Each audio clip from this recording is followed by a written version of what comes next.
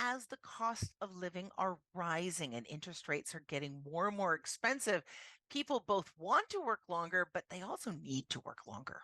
A slight majority of Canadians planning to retire say they'd stay on the job if the conditions were right. The StatsCan labor force survey found that just over 55% of people planning to retire say they'd stay on the job if it could be part-time. One group representing older Canadians say it's not just about keeping busy, it's about keeping their heads above water.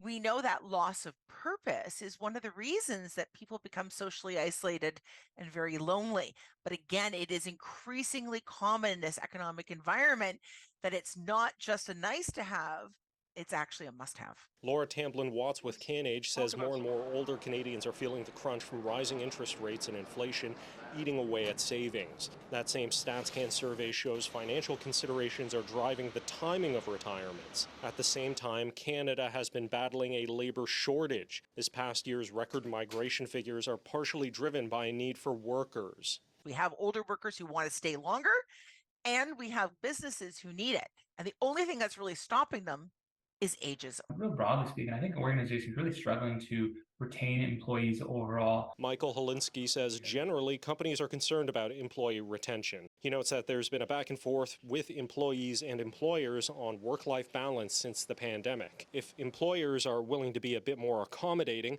Holinsky notes it could be a way to keep high-performing workers even if they pass retirement age. If they can start offering part-time work for certain segments of the population, and they can continue to go about their work, then I think that is a way or a mechanism or a channel that organizations should try to pursue moving forward. In Ottawa, Shally Lee, City News.